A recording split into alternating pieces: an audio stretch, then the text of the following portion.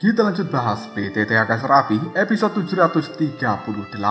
Oke lah, gak usah banyak memimeng, kita langsung masuk aja ke pembahasan.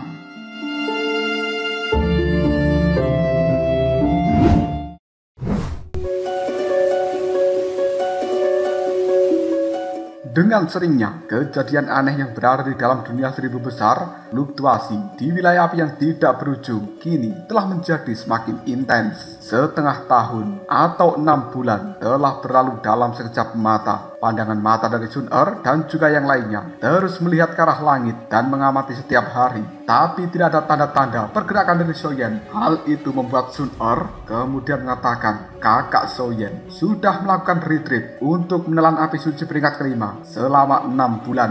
Namun kenapa belum ada tanda bagi dirinya untuk segera terbangun dari retreatnya? Istri-istri Soyen, mereka saat ini setelah kembali dari dunia surga, klan peri, dunia iblis, dunia hantu, untuk mengirimkan pil obat kepada orang-orang kuat yang berada di dalam tempat itu. Sekarang hanya menunggu Soyen keluar dari retreatnya untuk melakukan diskusi bersama tentang apa yang telah mereka dapatkan. Yun tiba-tiba saja mengatakan, meskipun kekuatan api suci peringkat kelima tidak sebanding dengan api suci peringkat ketiga, tapi hal itu dibutuhkan waktu yang lama untuk bisa melahapnya. Ditambah lagi, dalam api suci peringkat kelima terdapat kekuatan dari Sang Buddha. Cailin merasakan ada sesuatu di dalam pandangan mata dari Yun dan kemudian dia bertanya, Yun, ada apa? Sepertinya kau sedang memikirkan sesuatu. Yun hanya tersenyum dan kemudian dia menimpali. Soal Dewi Chang'e dari dunia surga, aku memiliki informasi tentang orang itu untuk dibicarakan. Tapi tunggu Soyen keluar dari retreatnya. Baru saja Yun mengatakan hal seperti ini, tiba-tiba PUNG! Fluktuasi energi yang aneh menyebar di dalam wilayah api yang tidak berujung, dan sumber dari ledakan energi itu adalah kehampaan yang tidak jelas. Hal ini telah menyebabkan gelombang energi panas melonjak dan banyak orang yang tidak terhitung jumlahnya langsung merasakan hawa panas yang luar biasa. Mereka saat ini juga bisa merasakan fluktuasi kekuatan itu memiliki efek peredaman kepada kekuatan jiwa. Pada saat yang sama, Soyen yang sedang duduk di langit tiba-tiba saja membuka matanya secara perlahan dan kemudian menatap kekosongan di tepi dari wilayah api yang tidak berujung. Lingkaran api yang cukup aneh muncul dari dalam tubuh Soyen dan kemudian berputar-putar di sekelilingnya. Ada 9 bintang yang sangat terang serta berkelap-kelip. 9 bintang ini semuanya telah mengelilingi api dan juga bulan sabit di tengahnya. Aura kuat yang melampaui dunia menyebar dari dalam tubuh Soyen. Di saat yang bersamaan, kekuatan dari orang-orang di dalam dunia seribu besar juga merasakan penglihatan dan fenomena aneh yang telah muncul di langit. Mereka buru-buru melihat dan kemudian keterkejutan muncul di hati banyak orang dari dunia seribu besar itu. Mereka mengetahui bahwa fluktuasi yang aneh itu muncul di markas besar dari aliansi api abadi yang merupakan wilayah api yang tidak berujung. Sebuah suara yang sangat tidak jelas tiba-tiba muncul dari tepi wilayah api yang tidak berujung, dan kemudian suara itu berkata pada Soyen, melahap kekuatan Buddha itu benar-benar memungkinkan orang ini mencapai tingkat yang sangat menakjubkan. Tubuh dari Soyen bergetar dan kemudian menghilang dalam seketika. Selanjutnya dia muncul di hadapan orang yang menggunakan jubah berwarna hitam di atas langit. Lalu sambil melihat pada orang ini, Soyen mengatakan, Yang mulia, Anda siapa? Dan kenapa dengan gegabah menerobos masuk ke wilayah api yang tidak berujung milikku? Bisakah Anda memberikan sebuah penjelasan?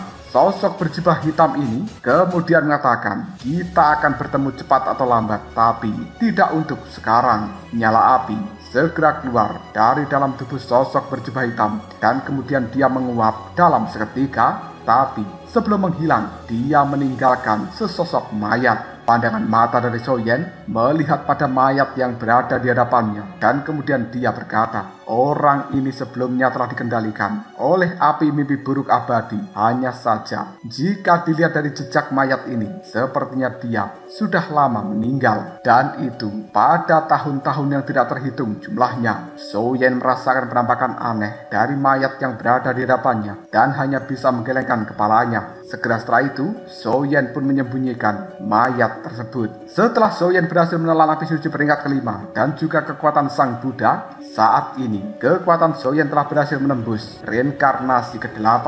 Tapi Soyen merasakan masih ada sesuatu yang kurang di dalam kekuatannya saat ini. Adapun teknik dari mantra api hingga detik ini masih berada di teknik setengah dewa. Tampaknya sekuat apapun Soyen menelan api suci tidak bisa sepenuhnya mencapai tingkat dewa. Namun alam dari mantra api sendiri sebenarnya telah naik level menjadi alam keempat, dan efektivitas tempurnya juga semakin mengerikan. Tidak lama kemudian 4 istri Soyen bergegas terbang ke arah langit dan kemudian berdiri di samping Soyen sambil mengatakan, "Soyen, apa sebenarnya yang telah terjadi?" Soyen hanya tersenyum sambil menggelengkan kepalanya. Dia berkata, "Tidak apa-apa, hanya saja aku meregangkan otot-ototku yang telah tegang selama ini." Keraguan dan juga kekhawatiran dari seorang Soyen sirna seketika ketika dia melihat 4 istrinya. Lalu Soyen mengulurkan kedua tangannya dengan ekspresi malas. Dia meregangkan pinggang. Segera setelah itu, Soyen pun mengatakan, "Ayo, mungkin kita harus kembali ke dalam istana dan membicarakan hal-hal yang cukup penting." Tanpa ragu lagi mereka berlima ini telah langsung menuju istana dari wilayah api yang tidak berujung. Sementara fluktuasi yang terjadi barusan membuat banyak orang di wilayah api yang tidak terhitung merasakan cukup ngeri, karena mereka tidak tahu siapa yang telah menyebabkan fluktuasi aneh barusan.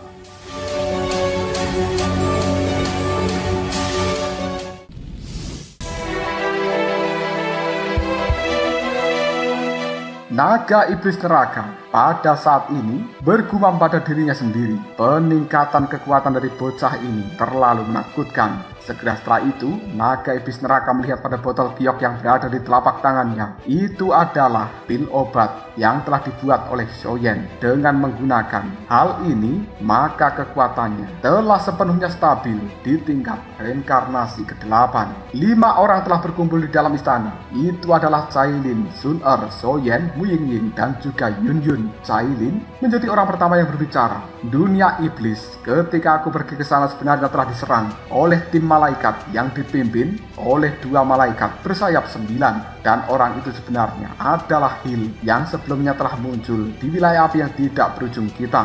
Jika aku mendengar tentang nada bicara dari orang-orang malaikat ini, sepertinya mereka telah disuruh oleh malaikat pembunuh." Soyen kemudian berkata, "Lalu bagaimana krisis di dalam dunia iblis diselesaikan?" Karena menurut Soyen, hanya dengan mengandalkan kekuatan dari Xuan Yi dan juga Kaisar Iblis, itu belum cukup untuk menghadapi kekuatan 2 malaikat bersayap 9. Cailin kemudian mengatakan, pada saat krisis terakhir, seorang pria muda yang cukup tampan dan mengaku sebagai raja binatang buas telah muncul, lalu melenyapkan para malaikat ini. Soyen cukup terkejut. "Ah, raja binatang buas? Sebenarnya dia telah keluar dari retreatnya."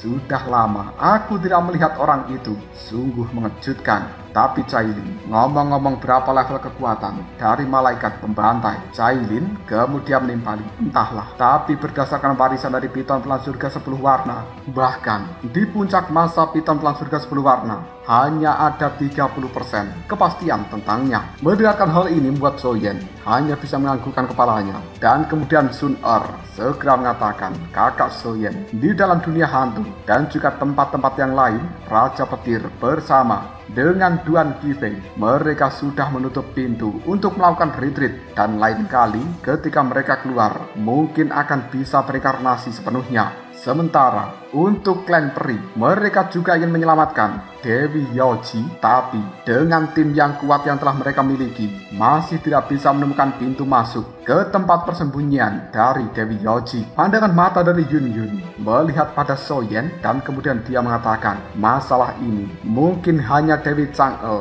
di dalam dunia surgawi yang mengetahuinya. Selama kau melakukan retreat, Yueru dan juga yang lainnya, mereka telah memimpin untuk menyerang penjara iblis di kota keempat dan menghancurkannya, lalu menyelamatkan Dewi Chang'e. Namun di dalam dunia Buddha, kabarnya penjara penangkan iblis ketiga telah diobrak-abrik oleh orang yang tidak diketahui, dan kemudian ratu penyihir yang berada di dalamnya telah berhasil diselamatkan." Aku khawatir hal ini akan menjadi badai yang cukup nyata bagi dunia seribu besar. Dewi Chang'e mengetahui tentang Dewi Yaoji, tapi dia tidak ingin memberitahukannya pada diriku. Karena kau telah keluar dari retreatmu, mungkin kau sendiri yang harus pergi untuk bertemu dengan Dewi Chang'e dan juga menanyakan tentang Dewi Yaoji. Pergilah ke dalam dunia surga untuk menemui orang itu. Ketika Yun Yun bertemu dengan Dewi Chang'e, rahasia di dalam hati dari seorang Yun Yun tampak terlihat untuk sekilas, dan munculnya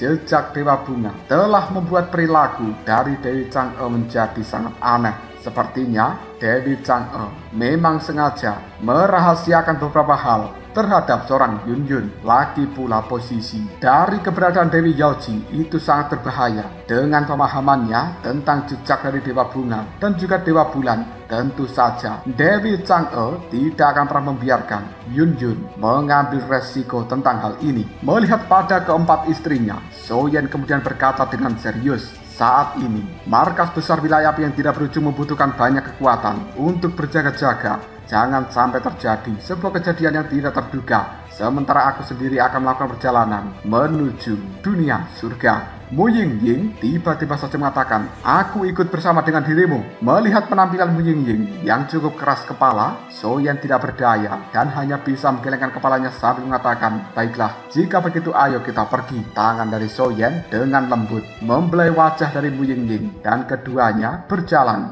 menuju dunia surga, melewati lubang hitam yang berada di dalam istana ini. Cailin, Yun Yun, dan juga Sun Er, ketiganya hanya bisa memandang satu sama lain. Hal itu kemudian membuat Cailin mengatakan, kau tidak perlu khawatir, kita tidak akan melakukan langkah terakhir kecuali terpaksa. Ketika So Yan bersama dengan Mu Yingying pergi menuju dunia surga, orang-orang yang berada di dalam tempat itu sekarang terus memulihkan kekuatan di dalam tubuh masing-masing. Aula alkemis yang berada di dalam dunia surga juga telah menjadi tempat paling sibuk untuk saat ini. Bahkan alkemis jenius yang berada di dalam tempat itu, yang dikenal sebagai orang yang tidak tertandingi, ini telah melakukan pemurnian obat secara gila-gilaan. Hal ini diakibatkan karena dia telah kalah saing dengan So Yan yang telah mengantarkan pil peringkat ke-9.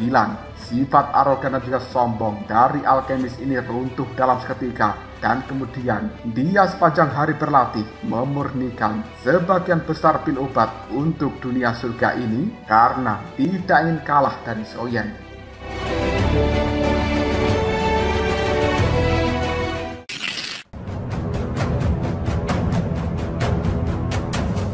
Adapun Hua Qian di dalam istana Dewa Bunga, Yao Ling di dalam istana Yaoji, dan juga orang-orang kuat lainnya, mereka juga tengah bekerja keras untuk meningkatkan kekuatan di dalam tubuh masing-masing demi mempersiapkan diri menghadapi pertempuran yang akan datang. Selain itu, istana Dewa Bulan dan juga istana Dewa Bunga saat ini telah meninggalkan aturan lama dan merekrut murid baru, hanya beberapa lusin saja. Kita berpindah ke dalam istana Dewa Bulan. Dalam tempat itu ada dua orang yang cukup cantik. Salah satunya merupakan seorang gadis kecil yang merupakan Dewi Chang'e. Dia sekarang bersama dengan Yueru. Pandangan mata dari Yueru melihat pada gadis kecil yang merupakan Dewi Chang'e ini, dan kemudian dia berkata, guru, apakah rumah suci Dewa Bulan benar-benar menghilang? Dewi Chang'e pun menganggukkan kepalanya sambil mengatakan, iya, aku telah mengikuti jalan Dewa Bulan melalui reinkarnasi yang tidak terhitung jumlahnya, tapi aku tidak pernah menemukan keberadaan rumah suci Dewa Bulan, dan akhirnya tubuhku malah menjadi seperti ini. Awalnya Dewi Chang'e demi menemukan jejak dari Dewa Bulan, dia telah melawan roh jahat asing dan kemudian malah terkena sebuah teknik jahat yang akhirnya membuat tubuhnya menjadi mengecil seperti bocah yang usianya 10 tahun. Yueru tampak menyadari bahwa sepertinya Dewi Chang'e menyembunyikan sesuatu dari dirinya. Hal itu tidak bisa membuat Yueru menahan diri dan kemudian bertanya, tapi kenapa Yun Yun punya jejak jejak Dewa Bunga di dalam tubuhnya. Mendengarkan hal seperti itu, raut wajah dari Dewi Chang'e telah langsung berubah, penuh dengan kemarahan, dan kemudian dia berkata, Yueru, suasana hatimu sedang kacau. Kau telah berulang kali memimpin pasukan untuk menyelamatkan diriku, dan demi aku, kau telah kelelahan. Jangan sampai kalian semuanya disusupi oleh energi jahat. Pergilah ke kamarmu, dan kemudian beristirahatlah. Besok kita akan membahas tentang masalah ini. Yueru terkejut dengan kemarahan dari Dewi Chang'e. Kemudian dia memberikan hormat dan pergi meninggalkan istana ini untuk menuju ke dalam kamarnya. Setelah kepergian dari seorang Yueru, Dewi Chang'e berkata pada dirinya sendiri, jalan menuju istana dewa. Tentu saja aku tahu, tapi instingku mengatakan bahwa apa yang disebut jalan menuju istana dewa ini terasa tidak benar. Warisan Dewa Bunga itu sebelumnya dimiliki oleh Hualing,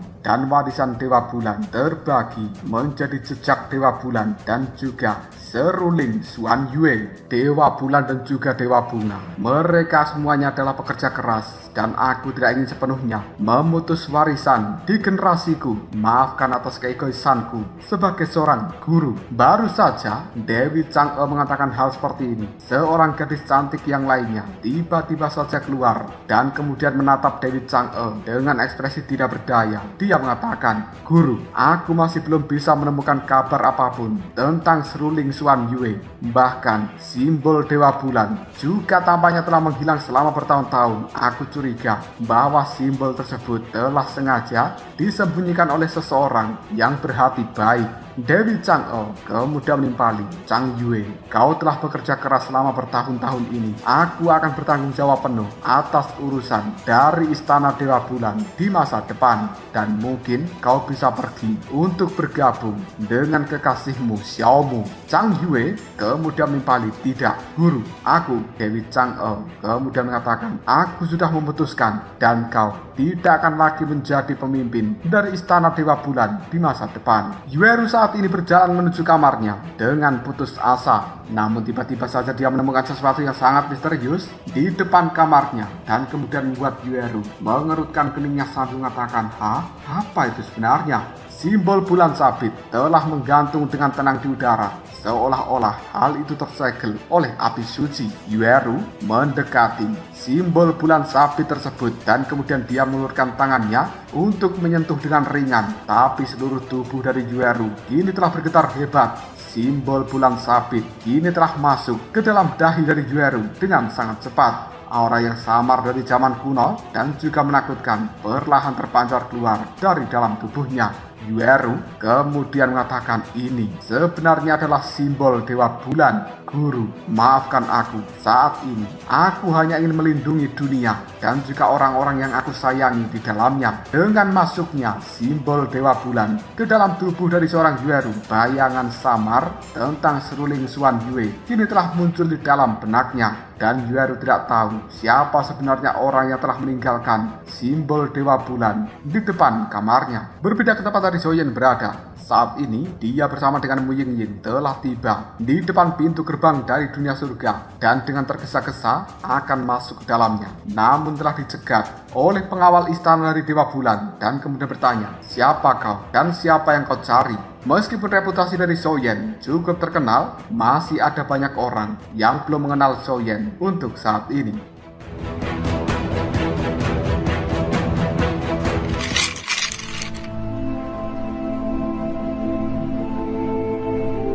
Zhou Yan dengan santai, diam jawabnya, aku sebenarnya mencari Dewi Chang'e. Sang penjaga kemudian mengatakan, berhenti dan tunggu di tempat ini. Kita akan masuk untuk memberikan laporan. Zhou Yan bersama dengan Mu Yingying menunggu di depan pintu gerbang, dan kemudian mereka, khususnya Zhou Yan, memanfaatkan waktu ini untuk menggunakan kekuatan jiwanya menjelajahi seluruh dunia surga. Zhou Yan kemudian menemukan bahwa sebenarnya dunia surga yang saat ini lebih makmur jika dibandingkan dengan masa lalu. Hal itu membuat Zhou Yan bisa bernafas dengan lega. Baru saja sang penjaga istana membuka pintu gerbangnya, tiba-tiba Chang Yue muncul. Hal itu membuat penjaga ini terkejut, lalu mengatakan, pemimpin istana Chang Yue. Sementara Chang Yue melihat pada Zhou Yan sambil berkata, Dewi Chang'e berada di dalam istana Dewa Bulan. Tuan dan juga Nyonya, mari aku antarkan. Setelah Chang Yue berkata seperti ini, Soyan hanya bisa menganggukkan kepalanya. Dan kemudian dia pun ikut bersama dengan Chang Yue menuju istana Dewa Bulan. Para penjaga yang tadi menahan Soyan, raut wajahnya terlihat kebingungan. Siapa sebenarnya orang ini? Kenapa Chang Yue sangat menghormati mereka? Adapun untuk Chang Yue sendiri, bahkan Soyan tidak ingat bahwa dia sebenarnya merupakan kekasih dari Xiao Mu yang merupakan leluhur dari klan Xiao. Setelah sampai di depan pintu istana, Chang Yue pun segera pergi dan menyuruh Soyan bersama dengan Wu Yingying untuk segera masuk ke dalamnya. Baru saja masuk dalam istana Dewa Bulan ini, Soyan bisa melihat bahwa suasananya sangat sunyi, dan kali ini mereka berdua hanya menemukan seorang gadis kecil yang duduk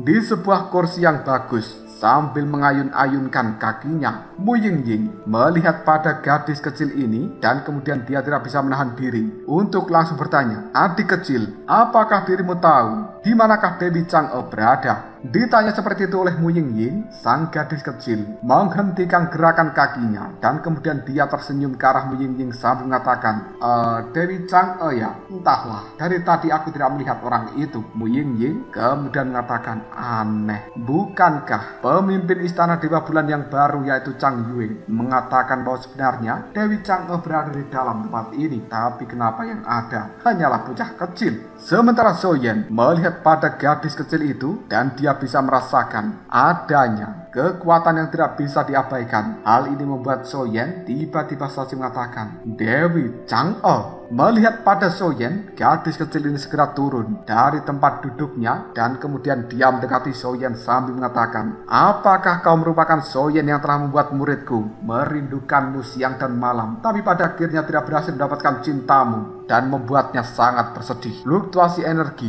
yang cukup aneh dipancarkan dari dalam tubuh gadis kecil ini. Hal itu membuat kepala dari Soyan tiba-tiba merasakan sakit. Sang gadis kecil masih melihat pada Soyan dan kemudian dia mengatakan, "Nama Dewi Chang'e terlalu tabu untuk disebutkan. Kau bisa memanggilku dengan sebutan Yueki. Dan tahukah kau kenapa aku sengaja menyuruhmu untuk dibawa ke dalam istana ini?" Baru saja mengatakan hal seperti itu, gadis kecil langsung mengeluarkan lapisan cahaya bulan di sekelilingnya. Hal itu kemudian mengisolasi seluruh istana supaya tidak ada orang di luar yang bisa mendengarkan pembicaraan mereka. Raut wajah dari Wu Yingying berubah dalam seketika. Dia tidak menyangka bahwa sebenarnya gadis kecil yang usianya seolah 10 tahun ini ternyata adalah kaisar legendaris Dewi Chang'e Yueki. Sementara Soyan kali ini mengerutkan keningnya. Kekuatan dari Yueki sama dengan dirinya di reinkarnasi ke-8, tapi samar-samar bisa membuat Soyan merasakan sebuah perasaan aneh di dalam tubuh orang ini.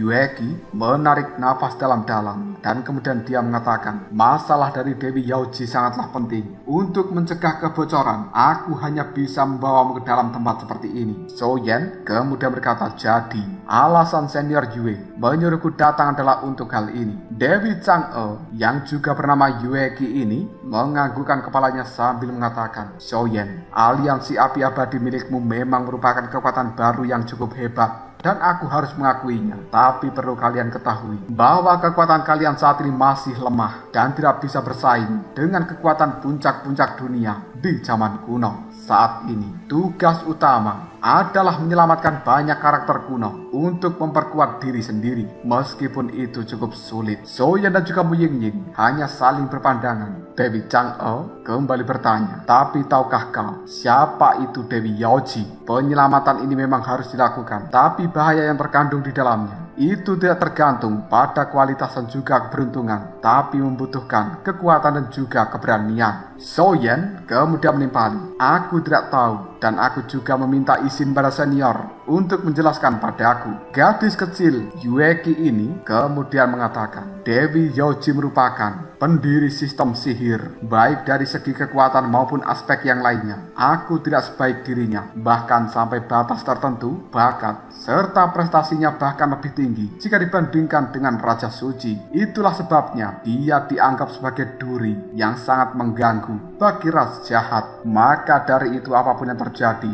ras jahat asing tidak akan pernah membiarkan Dewi Yaoji kembali ke dalam dunia ini. Meskipun begitu, aku mengetahui bahwa Dewi Yaoji telah berada di dalam penjara penangkan iblis kedua yang tampaknya dia telah ditindas oleh dewa jahat kedua sejak zaman kuno.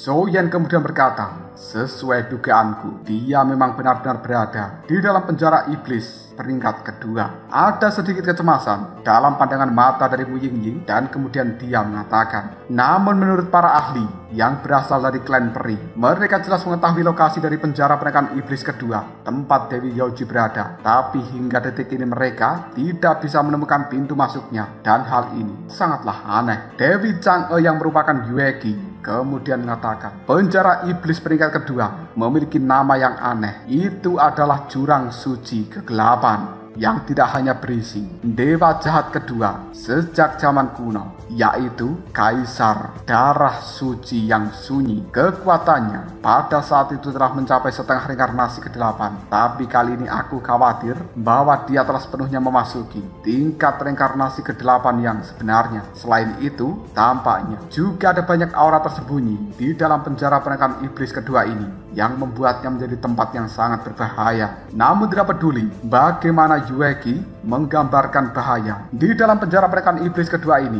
tetap tidak membuat Soyen ketakutan sedikit pun. Yueki kembali mengatakan, aku tahu tujuan dari perjalananmu, tapi perjalanan ini sangat berbahaya dan kau harus berhati-hati. Adapun pintu masuk ke tempat Dewi Yaoji berada, cahaya bulan ini akan memandu kalian. Setelah mengatakan hal seperti ini, Yueki melambaikan tangannya dan kemudian sinar cahaya bulan segera meluncur ke tempat dari Mu Yingying dan juga Soyen. Hal itu mengandung semacam fluktuasi misterius yang akan menuntun mereka. Soyen bersama dengan Mu Yingying tanpa ragu lagi langsung menyimpan sinar cahaya bulan ini ke dalam cincin penyimpanan. Tapi keduanya tidak beranjak pergi, dan itu membuat Yueki hanya bisa mengatakan, apakah ada hal lain yang ingin kalian tanyakan? Soyen mengungkapkan keraguannya. Senior Yueki, kau telah berada di dalam penjara penangkan iblis keempat, tapi kekuatanmu sepertinya tidak bisa ditekan oleh dewa jahat peringkat keempat, karena orang itu hanya memiliki kekuatan di reinkarnasi ke-7. Lalu kenapa kau tidak keluar sendiri dari dalam penjara penangkan iblis keempat ini? Yueki kemudian mengatakan,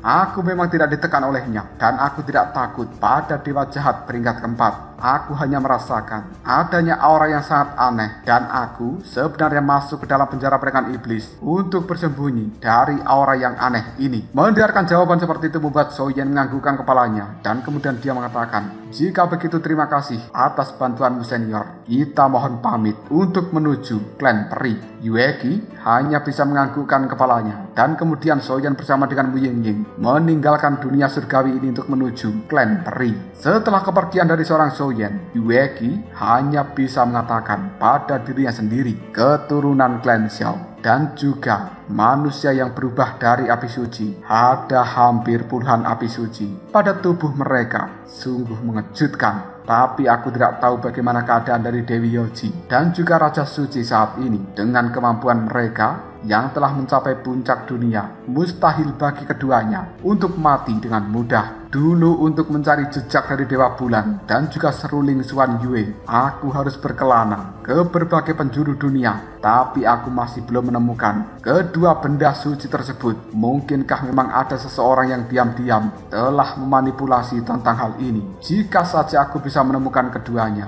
dengan teknik misteri Dewa Bulan, aku akan bisa tahu cara untuk mencapai kekuatan Dewa Perang atau Dousen. Pada saat ini, Soyen bersama dengan Mu Yingying telah tiba di klan peri, dan semua orang dari klan peri telah menunggunya. Hal itu membuat Soyen tiba-tiba saja mengatakan, Xiaoyi dan juga kalian semuanya, kenapa berkumpul di tempat ini? Rupanya ketika Soyen bersama dengan Mu Yingying pergi menuju dunia surga, orang dari wilayah api yang tidak berujung telah memberitahukan kepada para klan peri. Tetua Agung Elisa tersenyum pada Soyen sambil mengatakan, selamat datang Tuan Soyen. Soyen pun melambaikan tangannya dan kemudian dia mengatakan, "Kalian semuanya, bukankah terlalu berlebihan untuk menyambut diriku dengan cara seperti ini?" Xiaoyi segera maju dan kemudian dia mengatakan, "Kakak Soyen, kau tidak perlu khawatir tentang hal ini." Soyen melihat pada Xiaoyi.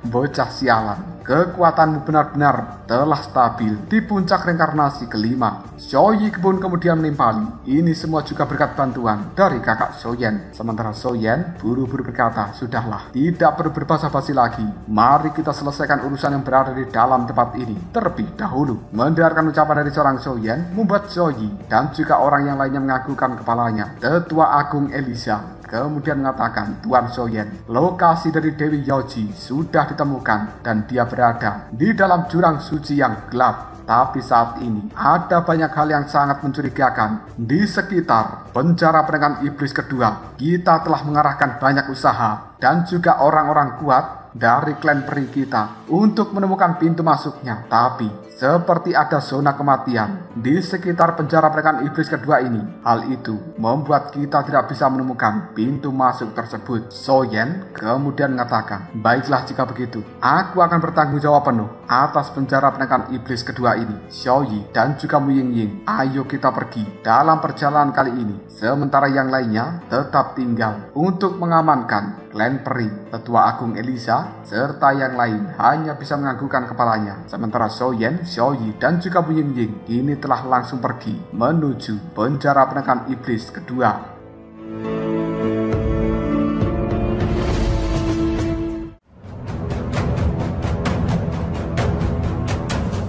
Lalu apakah yang terjadi selanjutnya? Mungkinkah Soyen akan bisa menemukan pintu masuknya lalu menyelamatkan Dewi Yaoji yang dikabarkan berada di dalam tempat itu? Jika kalian penasaran, tunggu aja jawabannya di next video Ngobrol Shop.